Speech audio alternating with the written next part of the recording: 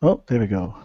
Welcome. I'm Shane Asselstein, and I'm subbing partially in for Linda Lindsay for tonight's awesome show on the post Hour of Code. And we're with a whole bunch of special guests today. I'll let them all introduce themselves. And if you look at the bottom, I believe Linda has the Bitly notes. It's not the normal Bitly notes though. This week we have a slideshow of what everyone had done and put together for their Hour of Code. So let's get started, and we'll have, well, since he's to my left, we'll have Michael start, introduce himself. Cool. Hey everyone, I'm Mike Furcano. I'm a Tech Integration Specialist and Maker Ed teacher at Iolani School. Who's next? Who's next? It may be me. All right. I don't know. I'll jump in. This is Melissa Handy, and I'm an Education Technology Director at Le Jardin Academy. Excellent. And how about you, in Melanie? Kailua. Okay, I'm Melanie Ching. I'm the Technology Facilitator at Wai'Alae Public Charter School. And of course, the sub or the real host was Linda Lindsay there. Linda Lindsay, Seabury Hall. Great. And finally, on the end. Hi, I'm Celeste. I'm a tech coordinator at Queen Kaahumanu Elementary School. I teach preschool through 5th grade computer. Thank you. Excellent. Okay, so I'm super excited. I don't know, has everybody filled out one of the slides? Everybody who's on here, maybe not Melissa, since she just came in and she's trying to get home somewhere nice and safe. So let's have it nice and safe. Mike, do you want to start off and let us know what Iolani did for Hour of Code? Sure. Am I projecting? I'm not in control of that. Are we doing this, Linda? doing that, so. Choosing the screens, Linda, or you just want me I to? can do the screens. Okay. So okay, should I project then? Oh wait, no, I can do the screen share. Is that what you're asking? Yeah. Yeah. Are you going to screen share and then show your Yes. screen? Linda? Okay. Yes, I can do that. Get that set up. Which slide are you on? Slide 7, the big red slide. Okay, got The it. big red slide. Can you see it? Iolani, woo. Yeah. Can you go full screen with it? I can try. Is it going? Yeah, it's loading. Yep, Is it- there it goes. Okay. Apparently, there's still people doing code on Maui this week because Really? it's really slow internet on Maui. So. Ah! No. Hey, All right. watch it.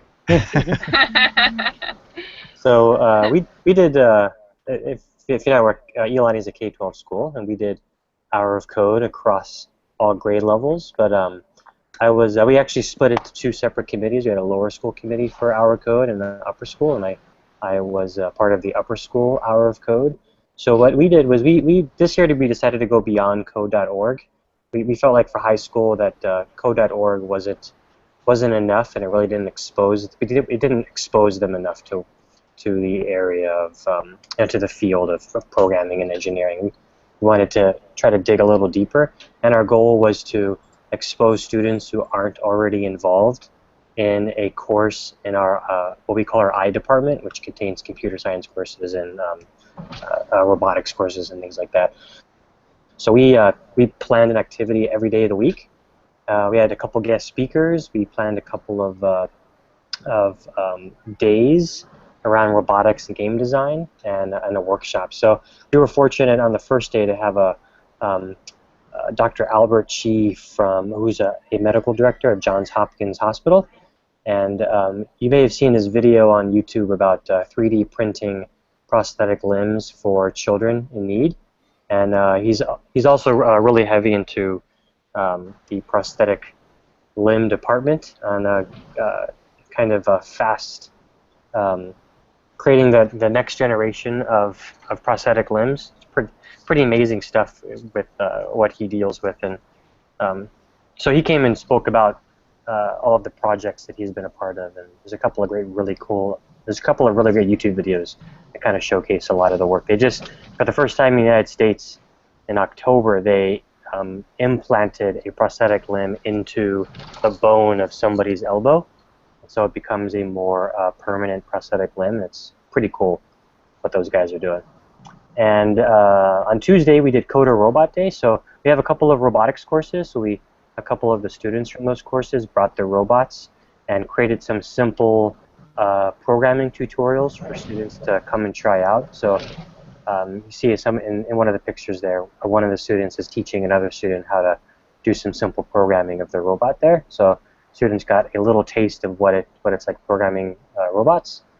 And then Wednesday we had more guest speakers. We had, if you're not familiar with SmartAmp, it's a great web-based collaborative whiteboard by the Smart company.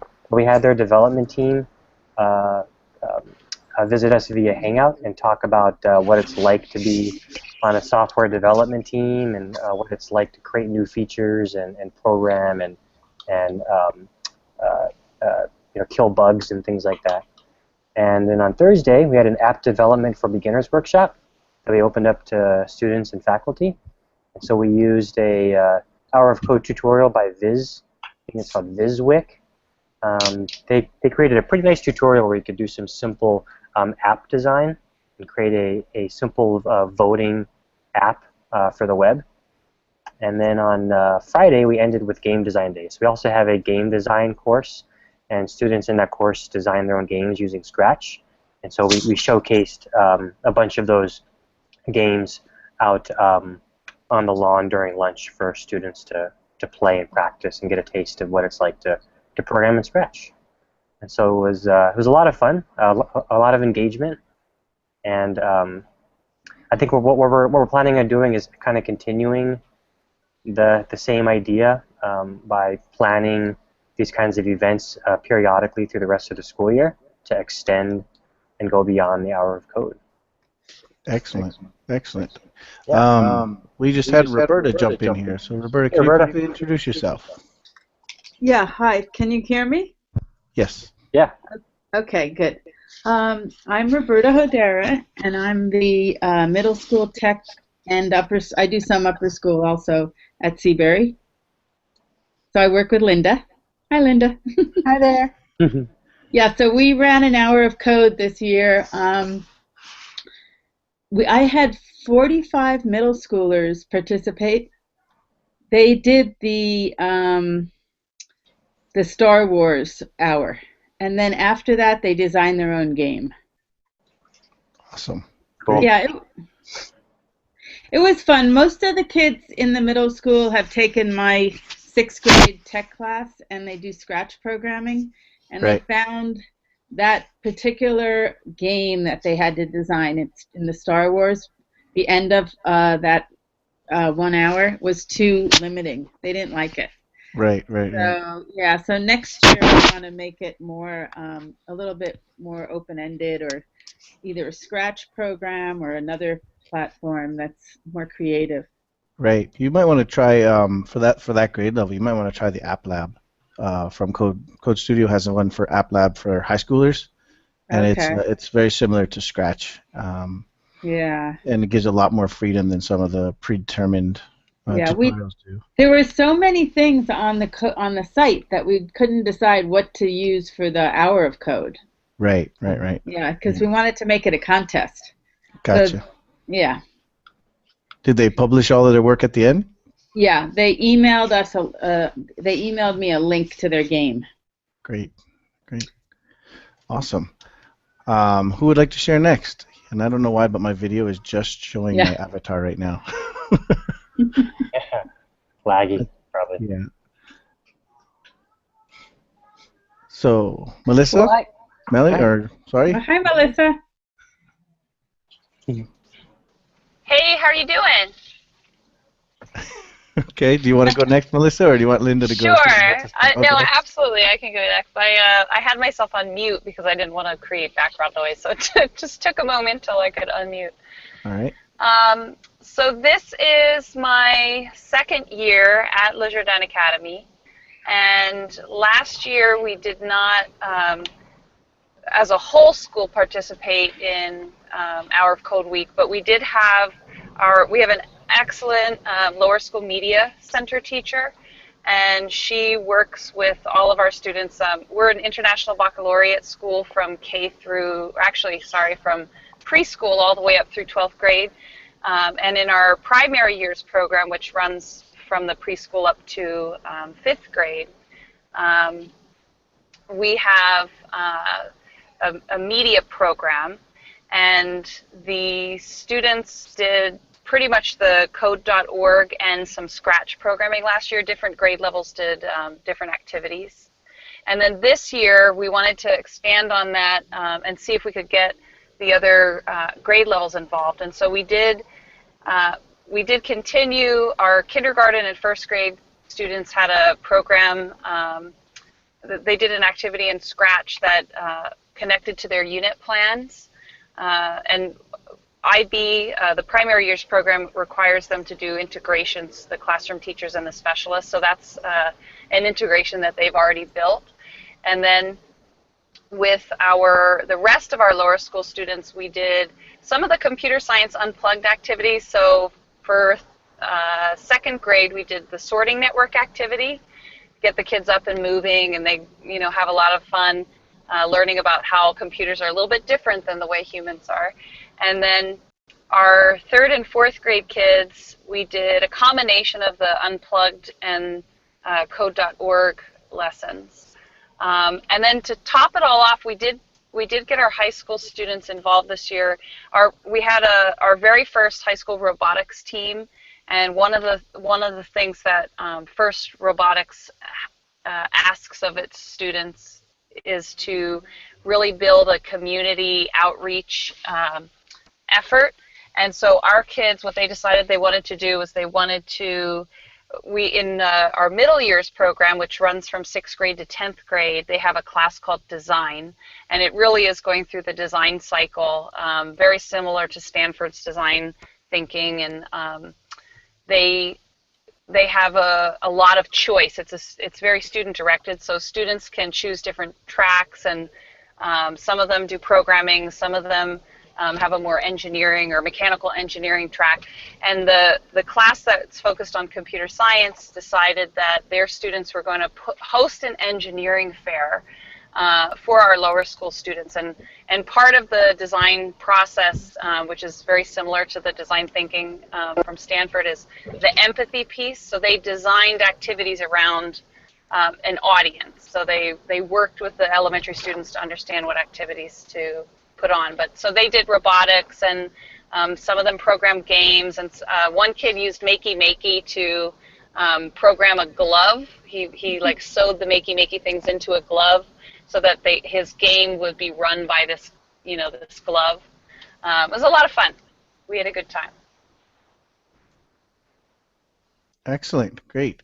So just so anybody didn't notice, I know Linda usually says this, the notes, or in this case the slideshow, is at bit.ly/grh,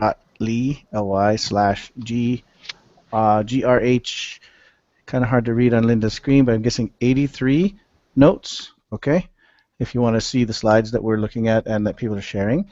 Melissa, that sounds great, by the way. Sounds like such an integration of all of that stuff, and even coming back to Michael's and everything, I think everybody kind of got that same feel from looking at everybody's slides, that it wasn't enough just to do on-screen coding, and we all kind of feel like we want to bring it outside of the school now, or outside of the computer, yeah. So I think at least I see robots in almost every picture, everyone's slide, so that's kind of a good idea.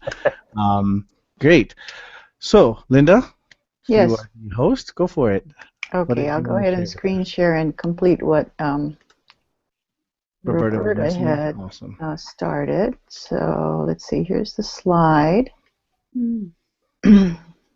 Somewhere, number 4. Okay, so I will go full screen.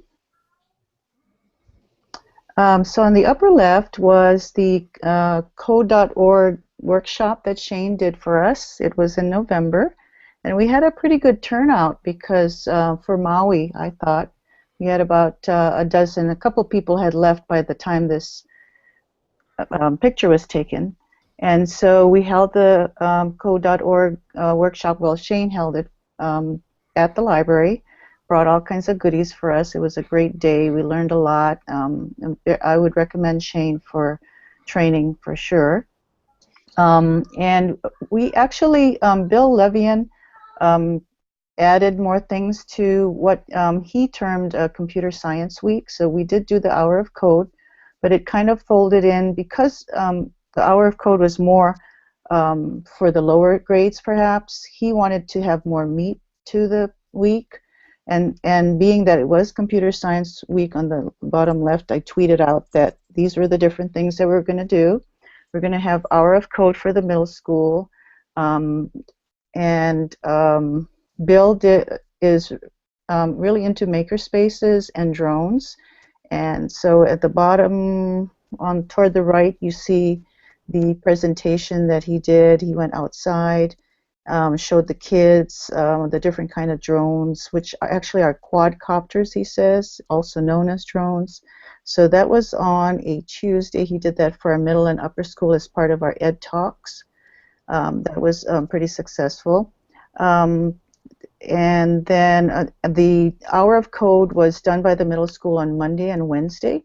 They could start during their study hall, and then they could end whenever they wanted. And Roberta kept track of that. And as she has said, on the upper right is an indication that 45 middle school students completed the Hour of Code, which was pretty amazing, we thought, considering we didn't have much time. We don't really have much time. We kind of squeeze things in at Seabury.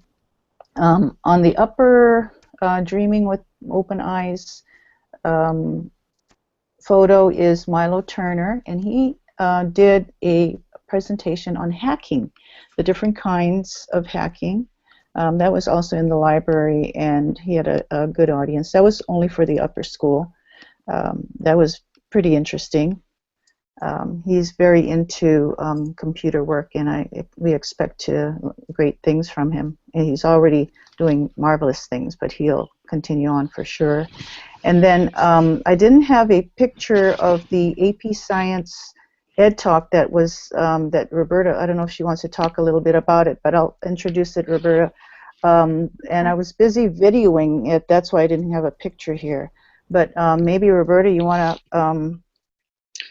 to talk about that day? That was pretty cool. Yeah, they all worked on a program. They're learning Java programming in AP Computer Science, and the final project for the semester is this program in a book called Greenfoot. Greenfoot is it's Java programming, but this professor made it more fun. He made a lot of interactive games and stuff where they can just dive right in. And so this one has these like different bodies, celestial bodies floating around on the screen, and the students had to implement Newton's law of gravity into these bodies so that they would react differently depending on the bodies around them. And following the law of gravity. And so next semester we're going to make it a full-on game. I have to tell a story. I have to tell on Roberta right before the presentation. Roberta says, "Now make it so everyone can understand it, okay?" Yeah, and they did. It was great. Johnny was excellent. He went off on. I mean, he definitely, you could tell he is into programming. It was wonderful to see. You think? No? Yeah. Well, these were all juniors and seniors in high school, so yeah, they like it. Awesome. They like that particular program. Yeah. Because they're being able to apply what they learn in science to computer science and simulate things, and they think it's interesting. So. Great. Yeah.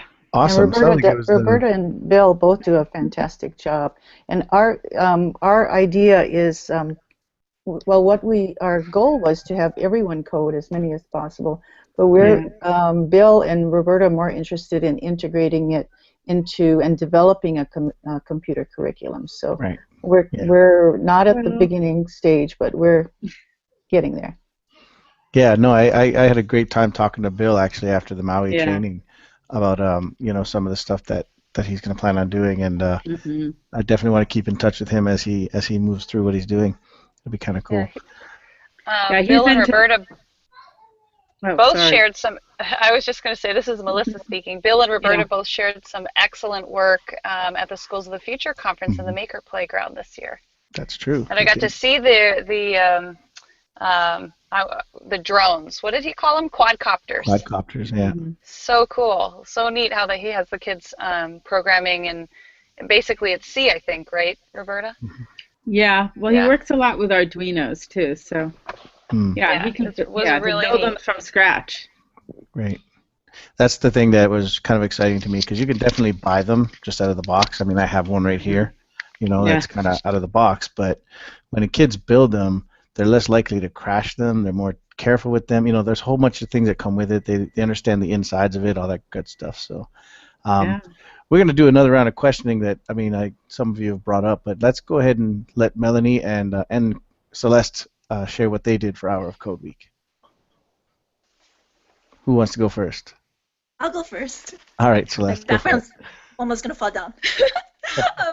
So what we did with the youngest children, our preschoolers through kindergartners, we toggled between the foos and Codable. With our first and second graders, we had them design their stories in Scratch Junior, and for the older children, we did code.org. We had a problem with the passwords, so Shane said that we could try using our Google sign-on instead. So we'll try that. We also, after school, we had an amazing time. The students in our video team, actually, they wanted to really do a robotics competition, and they, because it was Dash and Dot, it was something that we could, and I could try to teach, so or help them with at least. So they were part of the Wonderly competition that kind of culminated last week during the Hour of Code. And what's really neat is that they make the children, in order to get this bit of code that is like the epitome of the code. I mean, it's the beacon that they had to unlock a beacon as the culmination of the scroll quest. So that was really helpful to get them motivated to want to learn how to code in the Wonder app. So that was really neat to see. Neat. Oops, sorry, I'm muted. Do you want to talk about your slide that you have here? Or did you... I was going to wait till later, but should I talk about it already? Sure, go for it. Should I share it? Yeah, I was sharing it, but I don't know. I can't control like you can, so. Oh, no, go ahead. At the end of our code.org week, what's really awesome is that Melissa and Shane put together this wonderful code.org PD at Jardin Academy. And at this wonderful environment, we also got these manuals for teachers, and I've never gotten, I've never received a manual on how to teach computers. Yeah. At least in an interesting way. So that was really neat. Yeah. And we've been doing a morning dance exercise for 3 years now, and I've never known how to really tie it into the curriculum. And with Jake Lee and Shane's inspiration, plus the code.org curriculum, I finally have an idea on how to tie it into our morning dance into the computer curriculum. So that's really awesome. So we're gonna try to do a code your choreo.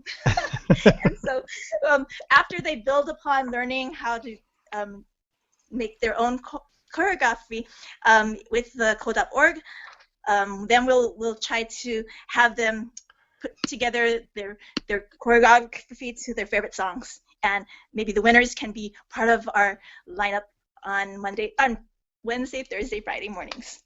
Thank you. Very nice. If they need inspiration, I have some like short video clips from, I don't know, Sunday's training that we could. It's an excellent idea. It's an excellent idea, Celeste. I can't wait to see how that or hear how that goes. Yeah. All right. I will stop sharing this now. Melanie, last but definitely not least, what did you guys do for Hour of Code or for Computer Science Week? I think you have your mute on. Yeah. There you go. Okay. Is it okay if I share my screen? Sure. I can Go for it. Let's see.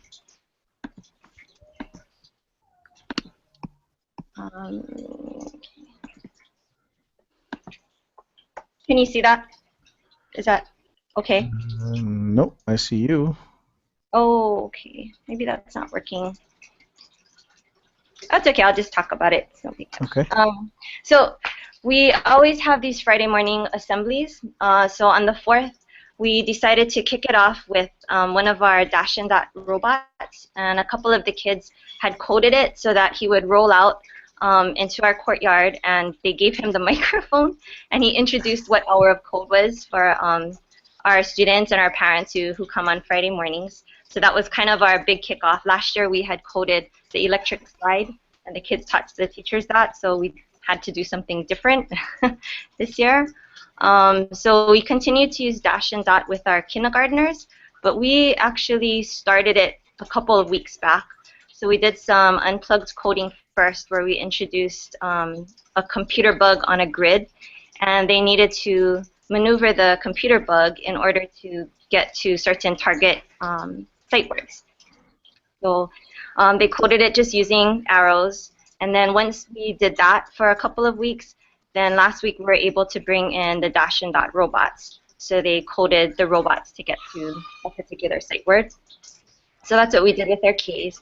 And then our first graders used the foos also. They really liked that. I thought it was a little bit better than Codable, which we used last year, because Codable doesn't differentiate the steps that you need to take, but the foos does. So we thought it would be a nice lead into code.org, which we used with our 2nd, 3rd, and 4th graders, actually. They all love the Minecraft one, especially seeing Jeb, although they thought he was Notch at first. Our 2nd graders, it was kind of interesting watching them, because even though they each had their own device in the lab, they tended to pair up a little bit more. And our 3rd graders just kind of went for broke on it. They loved it. And the 4th graders, it's a little bit easy, so they finished it quickly, and then they moved on to the Star Wars tutorials after that. And then we haven't done 5th grade yet, because they had a big project last week, so we're going to work with them this week. But we're using these things called Ozobots. Oh, yes. And they're so fun. Oh my gosh, they're like little 2-inch robots with sensors underneath, line and color sensors. So you code them to follow a line, and then when you color the line in a specific pattern of green, red, or blue, it'll read the code and do different actions, like spin, or the LED lights will blink different colors. So it was really fun. And I know you can do that. We only did it on the paper, but you can also do it with an app, I think, and that we haven't tried yet. But I did it with the student council kit, so they're going to be sort of my, I guess, my assistants for next week with the whole 5th grade. Excellent. Yeah, we just got a couple of the Ozobots, and after Hour of Code Week, I had a parent donate an entire classroom set of Dot and Dash for us. So I'm gonna get 10 of each with all the accessories and all that kind of stuff. So it'll be kind of nice. Feeling like Iolani and Punahou all of a sudden. Like that sounds excellent. Yeah, it's great to see. And actually, the when you bring up the FOOS curriculum, I was lucky enough to get a pre-access to that and the testing of the curriculum that they've created. It was really well done. They did a much better job than last year. Their activity was nice, but this year they actually have a full curriculum that was released that you can use for younger ages. It's great. All right. Well, I guess I'll share my screen and what we did. And I'm not sure if Megan or anybody's coming on to share with theirs. So there's a slide that they put up. Yep, so. I'll share their slide right after. So this is what we did. We did each grade level from K to 6 got an hour of code in the classroom with their teachers, which was great. We did everything. It seemed like we did so many different activities. It wasn't limited to 1 or 2 They wanted to try so many, and I applaud my first grade teachers. They actually attempted to do the Minecraft with their first graders, and I thought that was pretty ambitious considering the amount of reading that was involved and following the directions. But they stuck it in there and they did it. We kind of ended, other than the Friday event, but we kind of ended our week with a parent community night. And so what we did was we invited all community members. We had the battalion chief for HPD there. We had two former UH Wahines, Ashley Watanabe and Racine Wolford, who was also the Miss Hawaii 2009, came out to code with us and our kids. Lindsay Chambers and a bunch of other people from the DOE showed up. We had some actual computer science experts come in and do a Google Hangout with our kids, with our parents, sorry, with our entire community, talking about the importance of computer science. So not just, let's come and code and do some hour code games, but why is it we're trying to do all of this in the first place? And why is it so important to Hawaii for us to start coding at the kindergarten level, So that was excellent. Carrie Harris, who couldn't make it tonight, I guess. We actually did a hangout during the week as well, where we tried to collaborate on a Minecraft project. We also had robotics in the library, which turns out our library is not as big as I thought it was when we filled 200 plus people into it and still try to run robots. Next year it'll definitely be in the cafeteria. It was a lot of fun. We had a lot of great people, a lot of good comments the next day.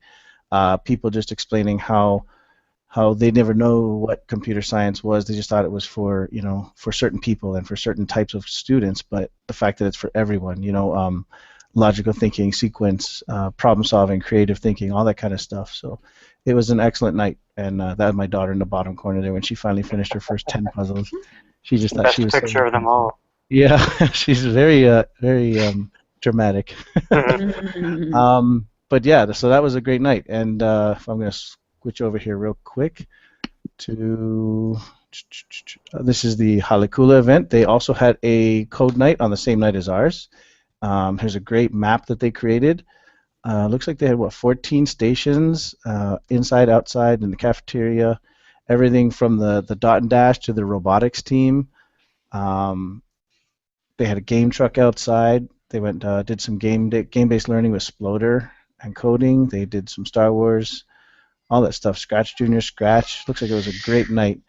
At the bottom, you'll see there's video highlights and event photos if you want to take a look more at what they did. But yeah, I think this is.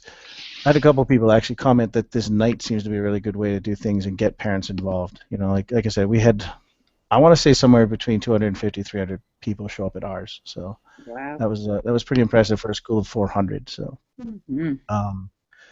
Yeah, so that leads me to my next question for the panelists here. That's an excellent idea. Thank you. Not your question. The next question. I mean, this just having a night. I'm looking over this and thinking, wow, that's so good. Okay. Yeah, and the reason Continue the reason we tried to get as many community members. I'm still working on a video. We actually videotaped a bunch of them, talking about their support for code. Was how many industries that code actually affects. And let's see, on this panel, Melissa, Celeste, Linda, and also Roberta have all experienced this from me when I told you to take out something from your purse, pocket, or backpack and tell me how computer science affected that. And it's amazing the kinds of things that people can come up with, and when they start seeing that connection, they realize, oh my gosh, it does affect everything, and we're not teaching it. So, but it's getting better. I promise you that it is getting better. So. Yeah. So my question to you guys, now that you've finished your hour of code, what's next beyond the hour of code for you? Who wants to go first? We can't just stop at an hour of code for once a year. We've got to do something more. So Mike, go ahead. I mentioned it when I was sharing earlier that we're gonna try to plan more of the same kind of activities throughout the rest of the year. So connecting with more experts, showcasing more student work involving programming and engineering, and it's just continuing that effort and trying to expose more students. That's cool. Great. I like it. Yeah, I think I'll go. Okay. What was great is I now know the students who are really into it. It's like they kind of came out of the woodwork. And I think the challenge is going to be to make the appropriate level for them, so that they really like it. Because they could have, if I had researched more before the exact right parts of the website to go to and what to complete and what to submit for the contest, it would have been a lot more fun. But it was Okay. fun anyway. No, a lot of the students who had never done it before liked it. Right. It's just that I didn't, the Star Wars, the game at the end, they only let you use like 25 commands or something like that. They limited the students to, so it would have been, I think it would have been better for maybe a younger age group than the middle school for Seabury. But like I said, definitely try out the App Lab. It's got, Yeah. I mean, it's more like Scratch where you have full freedom and you just kind of get dropped in there and go ahead and program, right? Yeah, and we could do these contests anytime. We don't have to do it That's true. 1 week of Hour of Code. Yeah, because they do like it. It's just finding the appropriate one. So that's what I want to do next. I want to find, really target the audience and make it a really good contest, so that the games are something they're really, really proud of in the end. Yeah, that's the hook. Once you get them hooked, then they can't stop. Yeah. That's what you got to do. Yeah. Who's next? Who wants to share next? I can go next. This is All right. Melissa. Since you can't see my lips moving, right, I have to tell you it's me. So what we have at our school already is our students are getting some coding experience intermittently, and then really heavy during Hour of Code Week through our lower school program. And then our 6th through 10th graders all cycle through and eventually take, they learn a bunch of different things. They learn HTML and they learn Java, and some of them even get to learn some C, or I know our design teacher, our one design teacher, is experimenting and with the idea of letting kids just pick whatever language they want to learn. But ultimately, our program is trying to grow to a full, K through 12 kind of continuum of coding, so that once they hit the 11th and 12th grade, our IB program is the diploma program, is 11th and 12th grade, that they can take the IB diploma computer science course. And then, of course, we want kids to be able to, we have a requirement that they write an extended essay, which is a college level essay, and all of our students do it. And right now we've had the experience where a couple of kids have come and said they wanted to write extended essay in computer science, but that's a really tough task if you don't have any background in the core concepts of computer science. So our ultimate goal is to be able to have kids so prepared that once they hit that diploma program, grade level, 11th and 12th, that they can take the computer science course. It's very similar to the AP computer science, and that they'd be able to write that full extended essay, because it's basically like a research paper with primary sources, and you're writing your own algorithms, and it's a very complex outcome at the end of your high school year. So that's what we're hoping to do. And then really, I'm interested, you just really touched on something with that last slide about getting the parents more educated. And we hosted the Hour of Code, or the, code.org training with you, Shane, because we wanted to, start talking with other educators about it. But I think as a community, all of us here need to figure out how we can, do that advocacy piece. Right. So somehow that's going to be in our program's future too at Le Jardin. Awesome, great. And then of course we have robotics, so lots of coding there. Yes. We have that 5th grade up through high school now, and next year we're going to add a little FLL junior, so get all the way down to kindergarten. Okay, excellent. Who's next?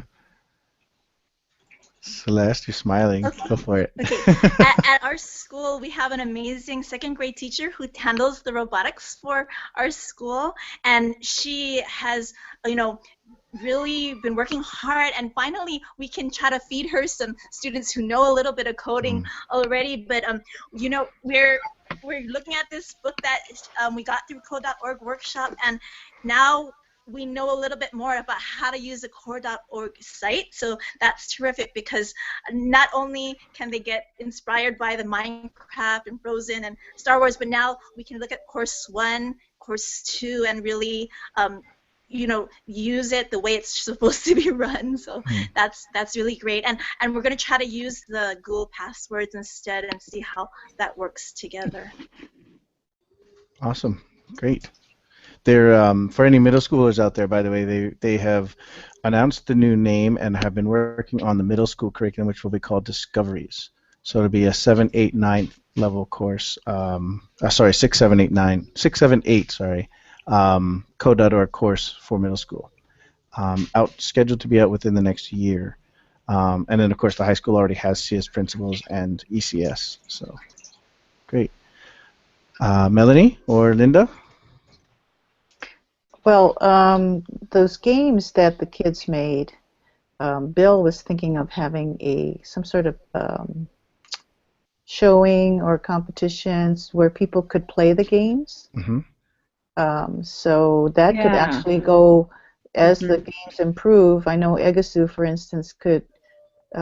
She has a game that the kids can play even beyond the Hour of Code part.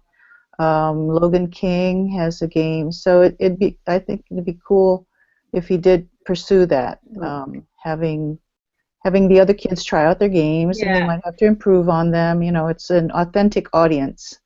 Definitely. Yeah. Bill thought of the idea of having the kids go on Twitter and vote for the different games, or some kind of online voting thing to vote for their favorite. Mike, we got to be able to do that in Google, right? Got to be able to put it up there, put the link, and vote for a different one. I don't know, Google Form maybe? Something? I think it's possible. Yeah, I'd be able to do that. Oh, well, yeah, Google Forms. Well, the kids are into Instagram, so it might end up being Instagram. How many hearts can you get? How many likes? Yeah. How many likes? They actually have done that before. It works pretty well. The kids have done it before. Great. Okay, so we have about 15 minutes left. So let's see. I guess I can share too. We got everybody. Melanie, you shared? You ready? Oh, sorry. My screen was frozen for a little bit. How about you go ahead? Let us know what you plan on doing in the future. Well, what we usually do is we leave the links up online so the kids can work on them in centers. But they really enjoyed working with the robots this year, so we're going to continue on with the Ozobots and the Dash and Dot. And we also have 2 of the Kibos, the kindergarten robotics. Yeah, those are for ages 4 through 7. Okay. And it's kind of neat because they're coded with wooden blocks, so the code is on the block. And then the kids use like a scanner that's on the robot itself. So they build the code with the wooden blocks, scan it, and then they run the robot so they can see what the code looks like. So it's really tactile for the younger kids. So I think maybe we'll try that with our preschoolers. Okay. Great. And maybe the kinders, but that's sort of in the plans. And then, of course, like everyone was saying, trying to involve our parents more. Right. Quick question for you guys. How are you, I mean, if you are a classroom teacher, okay, I understand, but it sounds like a lot of you are working with other teachers to get this involved. How are they seeing it as something that's can be integrated into their day or into their week, I guess? Because it'd be great for me. I'd love to see everybody doing code at least once a week, you know, getting it in there, getting 20, 30 minutes in, you know, versus once a month or once every quarter or something like that. Any thoughts about the teachers doing that?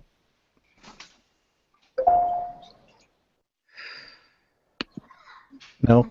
They won't. No. They won't? You don't think they will, Roberta? We use lunch, study hall, break, and my classes, because I do the tech classes. Right. I don't know any teacher in our whole school who would give up some of their time to do an hour of code. That's the tough part, right? Yeah. Interesting. But the kids do. I'm not even asking like for a full hour. What if they were just to do, 15 minutes where they get to work on a program and continually work on it throughout, say, the entire quarter? might be Yeah. kind Well, the of great thing something they is can that work on. if it's online, they can do it at home and they can do True. it in their own time. Right, right, right. Yeah, and I think both public and private schools are going to start paying a little bit more attention to, especially at the elementary level, where you have that one teacher that covers all, everything, besides the math, the reading, the writing. Now that computer science is finally starting to take its place as equal to these other subject areas, I think classroom teachers are going to have to eventually realize that that's part of their role. Yeah. So, I think in middle and high school you can escape that a little bit because you're a subject area specialist. But certainly at the elementary level, we're going to see teachers needing to start supporting, maybe a center around coding, or maybe it's scheduled into their daily routine.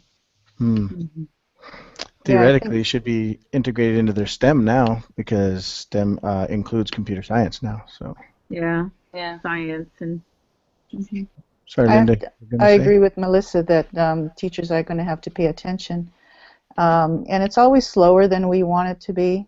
Yes, I remember not that long ago when maybe Michael and I were the only ones practically talking about Google Apps and how wonderful it was, and teachers are going, nah. Yeah. That wasn't that long ago. So yeah, it's a continuum, and with people like us raising awareness and all of that, it'll shift, just slower than we'd like. Sure. Definitely. Okay. So we got about 10 minutes left. Closing thoughts, anybody, about code, computer science, what you want to see in the future? Crickets. Yeah. Computerized crickets. That's cricket.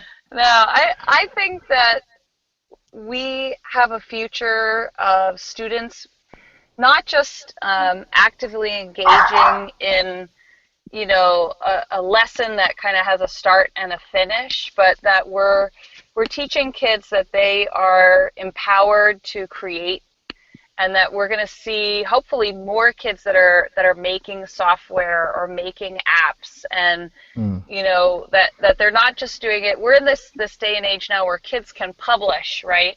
They can publish their own books, they can run a vlog, or they've got their own YouTube channels, and I think we're going to see more and more kids that are going to be creating products that are going to go out in the live market, and they're going to be able to sell them. And then, maybe schools will start turning kids out of high school that are prepped and ready to go, and ready for these entry-level, computer science or programming jobs, which, by the way, make a pretty decent salary. So I think it's only going to, it's been happening despite of schools. So now when schools start getting on board, I think we're just going to see more and more of the kids, taking the reins and being the producers and creators, and I can't wait. I think it's excellent. They come up with such great ideas. Right. I agree. I actually, one of my favorite points of when I do the code.org trainings is when I have you guys create an app and then send it to someone's phone. And then I see people's faces go, you just made that and sent it to my phone.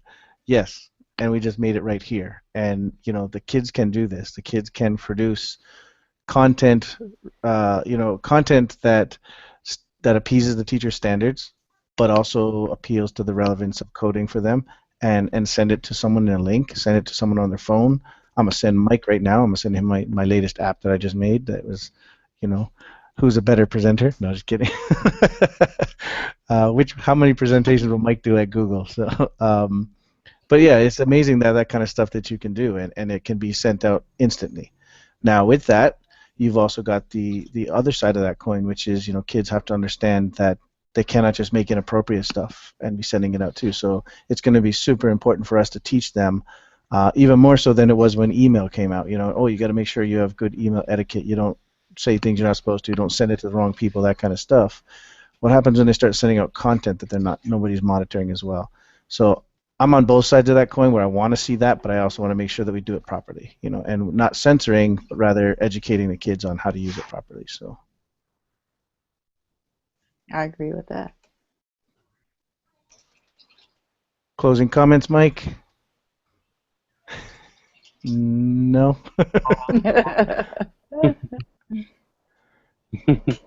I just wanted to mention. I think maybe.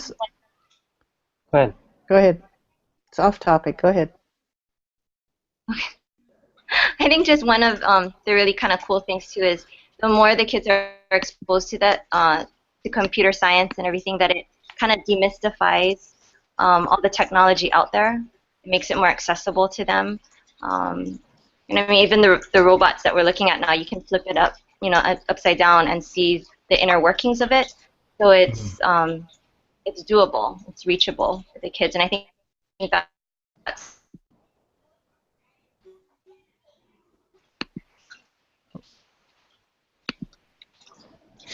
Definitely. Yep. The spheral robots are really nice about that. You can actually see right inside them. I was watching someone the other day, actually almost broke my heart. He cut one in half to see what was inside of it. Are you kidding me? So, Melissa, Roberta, anything? Any last thoughts? Well, I think one of the takeaways I got from your workshop was game design, and I talked to my kids a lot about in my class about how do you lose the game. I thought that was a really good. I had never really thought about it that before, and that you have to. I think it can really capture their imaginations designing games. Right. And definitely. so I want to pursue that more. Awesome. Because they can really make good games. Yeah, like some of the sixth graders have made some scratch games that are hard. They're hard to win, and they're fun to play. Yep. Exactly. So, okay. That definitely captures their interest.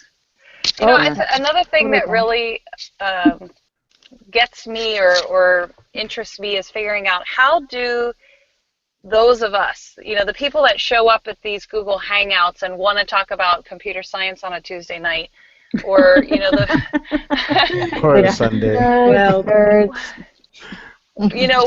What can we do to keep this community alive, but then grow it so that we have some of those folks who maybe aren't aware of this movement, or how can we get more educators aligned in kind of a community of practice around expanding computer science? And I don't want it to be a group that's just the people with computer science degrees or the people teaching AP computer science.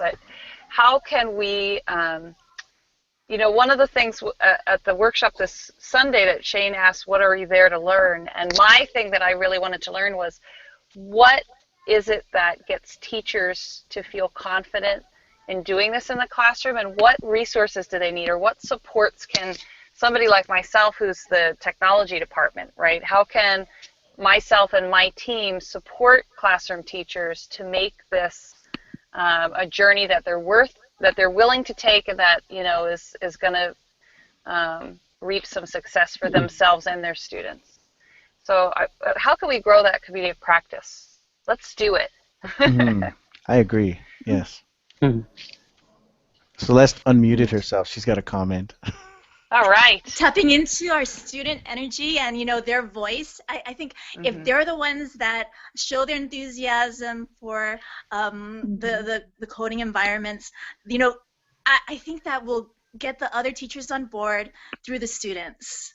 Right. And we're looking for ways to do that, I guess, all the time. Yeah, that's excellent.